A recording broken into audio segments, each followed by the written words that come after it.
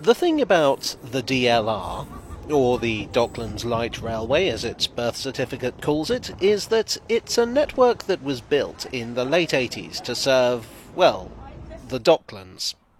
The extensive, but at that time run-down area of London east of the city, consisting of miles of docks and waterways, acres of industry, and the communities that grew up around them. But in the 2000s and the 2010s, plans were afoot to extend west, significantly west of the docks. There could have been DLR branches to Charing Cross, Victoria, Cannon Street, Farringdon, Liverpool Street, Shoreditch, Euston and St Pancras. At that point, you're starting to challenge the Underground for public transport supremacy. Imagine the fights. The issue in central London was overcrowding. I mean, isn't it always? Both national rail lines running into London and underground lines in central London were projected to get even more crowded than they already were. And the question arose, what do? I don't think they put it quite like that. But anyway. The point was that there was a perceived need to do something about crowding on public transport in central London, and a DLR extension was considered to be the best way to go about it. A number of concepts were mulled over. The ones of interest to us today would have been extended from the current Bank branch of the DLR.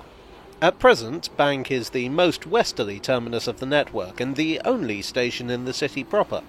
It's a busy station with interchanges between several different lines, and one of the aims of the various extensions was to alleviate some of the overcrowding here. It's currently being rebuilt for the same purpose, but in the 2000s, this was a long way off. The first extension that I'd like to talk about would have initially gone to Liverpool Street, according to the Horizon 2020 report published in 2005. This would essentially duplicate a section of the Underground's Central Line. A variant would have taken the line beyond Liverpool Street to Shoreditch, to the ruins of Bishopsgate Goods Station. Here there would have been interchange with Shoreditch High Street on the Overground.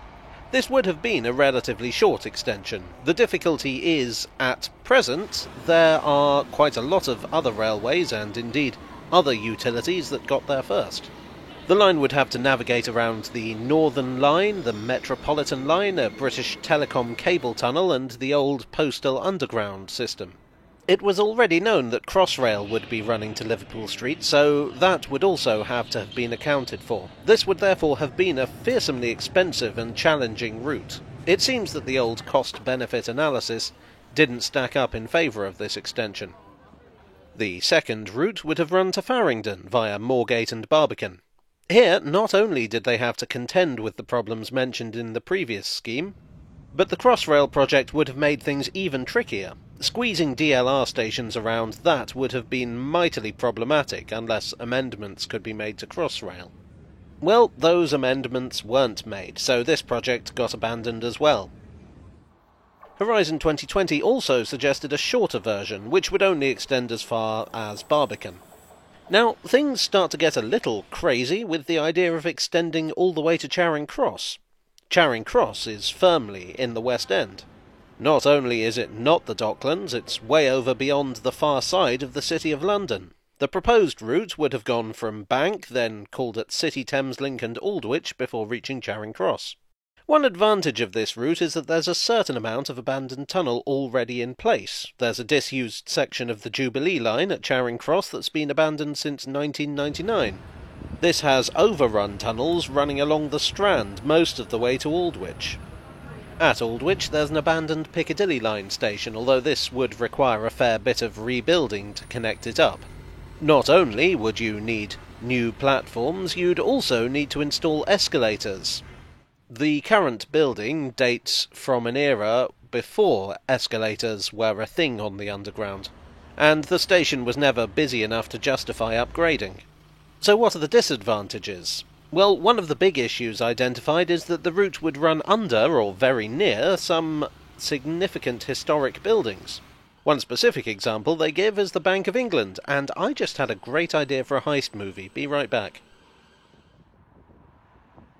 So apart from that, once again, there's the issue of all the other junk below the ground that would need to be avoided. The Jubilee line tunnels would also need to be widened. The DLR actually has a larger loading gauge than the Underground. The other problem was that nobody had asked London Underground if they would be cool with losing their Charing Cross Jubilee platforms, which are quite useful for storage and emergency termination of trains. The report seems to think that they might not, in fact, have been cool with this. So this one was also abandoned. I should also mention the Loop Line concept. This would have gone from Bank to Cannon Street, City Thameslink, up to Barbican, to Moorgate and back to Bank. It might have been single track, but the Horizon 2020 report suggests that double track would have been more favourable in terms of capacity.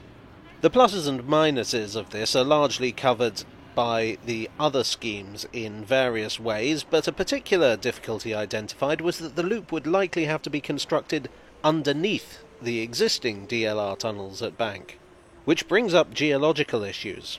The reason there are so many tunnels under the City of London is because the city is built on a bed of clay, which is easy to dig through.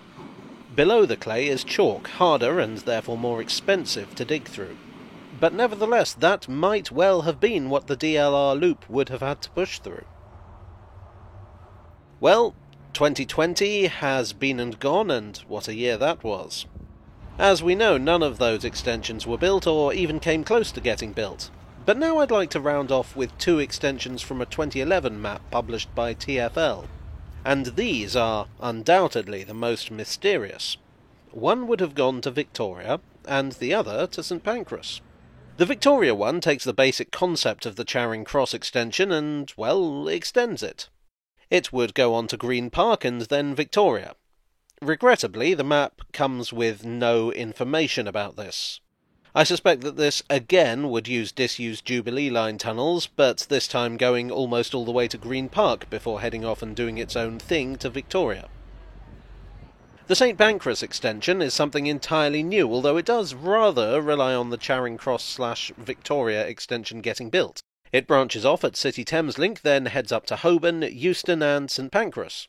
At Euston it would eventually meet High Speed 2, and of course at St Pancras it would meet the international trains.